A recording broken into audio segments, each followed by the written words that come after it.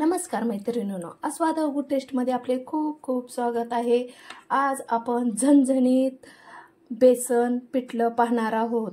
अतिशय सुंदर अशी रेसिपी आहे आणि आता ह्या रेसिपीला आपण सुरुवात करूया।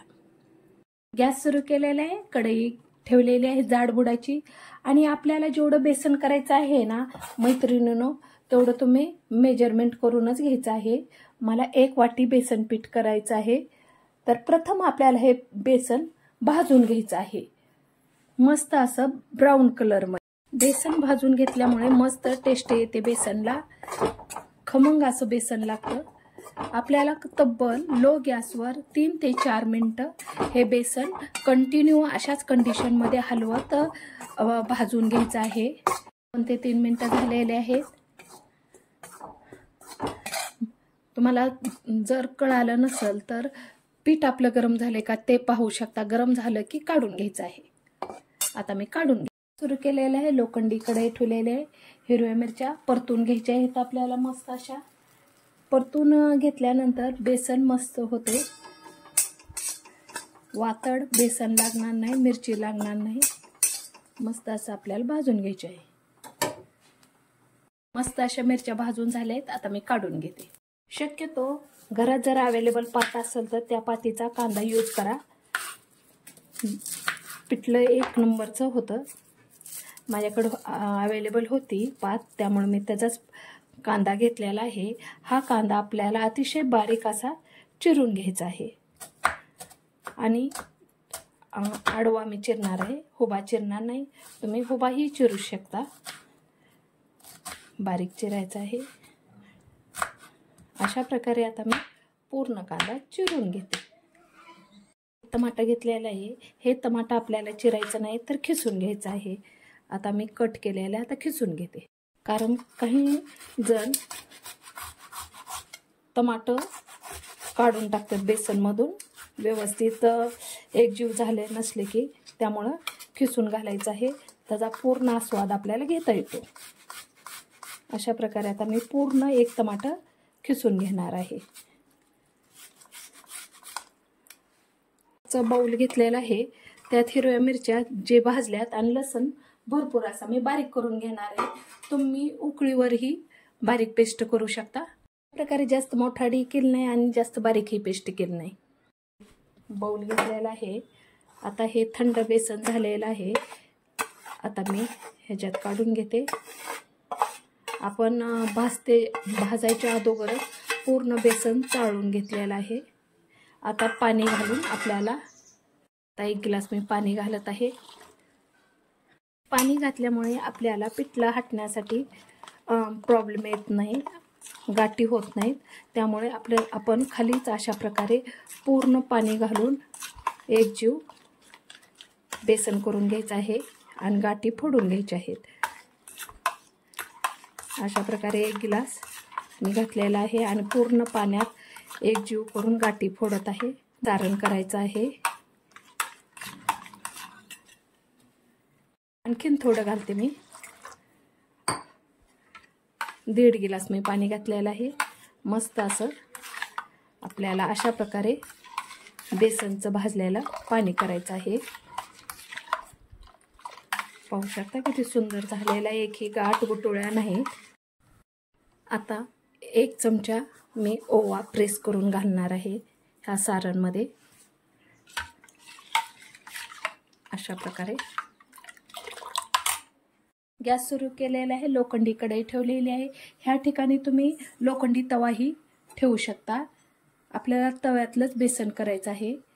मोजकसं तेल घालायचं आहे। फक्त आपल्याला जिरे घालायचे आहेत। जिरे घालून घेतले आहेत मी आणि हा पातीचा चिरलेला नंतर कांदा घालायचा आहे। जिरे तडतड झाल्यानंतर आपल्याला, जिरे तडतड होत आहेत, आता मी कांदा घालत आहे। मस्त असा आपल्याला कांदा ब्राऊन होईपर्यंत भाजून घ्यायचा आहे।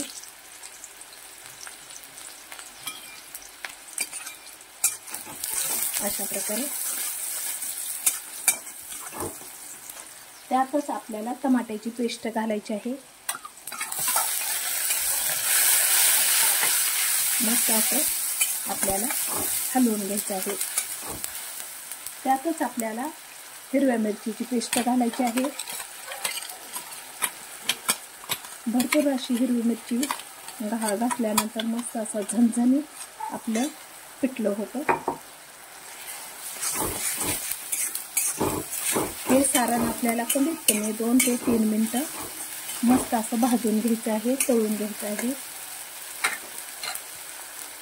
हळद घालायची आहे आणि आता आपल्याला चवीनुसार मीठ घालायचं आहे.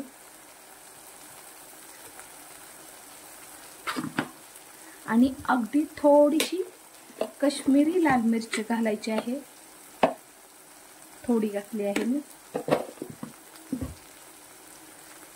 आता हे पूर्ण सारण आपल्याला मस्त असं परतून घ्यायचं आहे.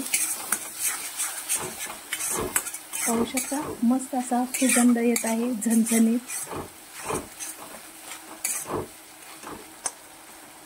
आता आपण हे बेसनचं सारण अशा प्रकारे सोडून घ्यायचं आहे.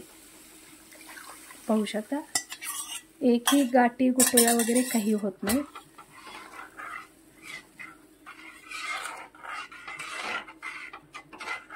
अशा प्रकारे मस्त आपलं बेसन शिजू द्यायचं आहे. आता आपल्याला टाकल्यानंतर फक्त पाणी दिसत आहे. आता शिजल्यानंतर तुम्ही पाहू शकता. 2च मिनिटात मस्त असं आपलं बाइंडिंग येत आहे. मस्त असं सारण आपलं घट्ट होत आहे. पहा अशा प्रकारे मस्त आपल्याला शिजू द्यायचं आहे लो गॅसवर.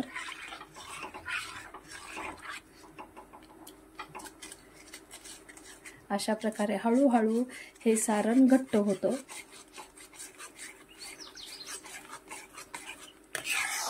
पाच ते 7 मिनिटातच आपलं पिठलं तयार होतं. तवा पिठलं म्हणू शकता, बेसन म्हणू शकता. पाहू शकता किती सुंदर आपलं पिठलं होत आहे. पहा एकही गाठ्या गुठळ्या दिसत नाहीत. एकदम भन्नाट असं बेसन झालेलं आहे.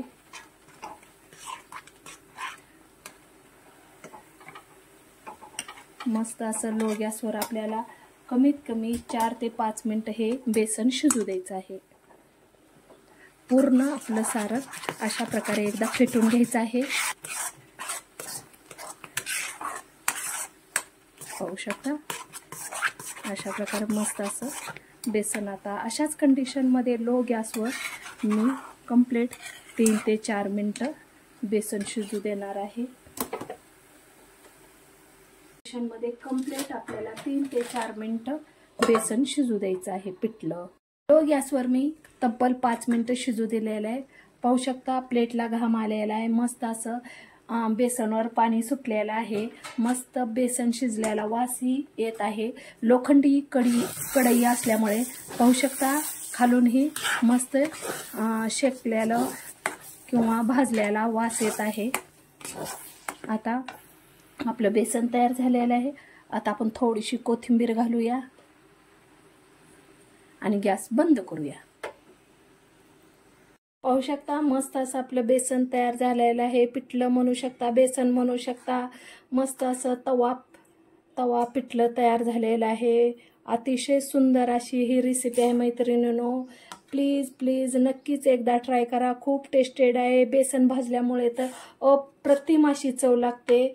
अशी ही मस्त रेसिपी आहे. तुम्हाला ही रेसिपी कशी वाटली ती प्लीज कमेंट बॉक्समध्ये लिहून पाठवा. अगदी थोडी जरी आवडली तर लाईक, शेअर, सबस्क्राईब करायला विसरू. बाय.